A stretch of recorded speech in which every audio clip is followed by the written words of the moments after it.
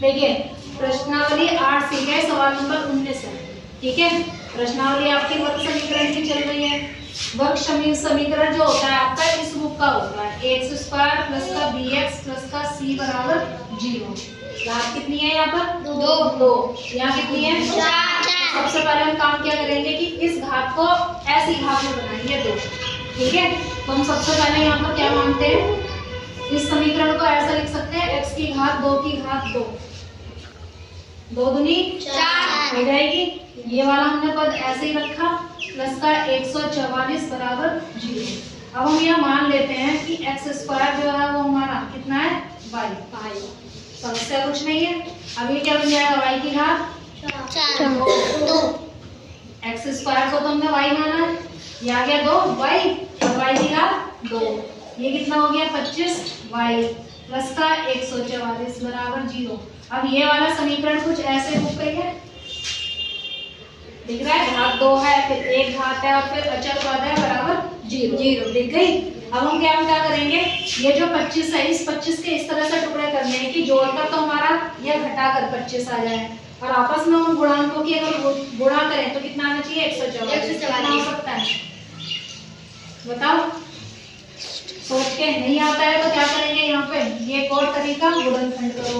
2 सत्ते 14, 2 दूनी 4, 2 तिया 6, बचा 1, 2 छिक्के 12, 2 से फिर काटा 2 एकम 2, 2 अट्ठे 2 निम 3 तिया 9, 3 एकम 3। चलो अब इसके करते हैं। 3 दूनी 6, 2 दूनी 4, 4 दूनी 8, 8 दूनी 16, 3 तिया 3 तिया 16 9 25 हो गए। तो इसको y स्क्वायर 25 को हमने लिखा 16 जमा 9 ब्रैकेट के बाहर y प्लस का 144 बराबर 0। अब y के अंदर गुणा करेंगे। सबसे पहले क्या आएगा? 16y प्लस का 9y ब्रैकेट बंद प्लस का 144 बराबर 0। अब यहाँ क्या है हमारे पास? माइनस किस ब्रैकेट में गुणा करें? कितना आ जाएगा? 16y माइनस का minus plus minus plus minus 9y plus 144 बराबर 0। अब हम क्या करेंगे? दो के जोड़े बना लिए। इन दोनों में से क्या कॉमन आ रहा है? y। और यहाँ से घात 2 में से एक घात ले लेंगे तो 1 बचेगा। y कॉमन ले चुके तो कितना रहेगा? केवल 16। इन दोनों में से कितना? 9 कॉमन और माइनस भी चिन्ह लिया है। जब माइनस कॉमन लेंगे तो अंदर का भी चिन्ह बदलेगा। 9 ले लिया तो y बच गया। 9 का भाग 144 में 2, 9 एकम 9 और बचा कितना हमारा? 5, 9 छिक्के 54। दोनों ब्रैकेट एक जैसे दिख रहे हैं।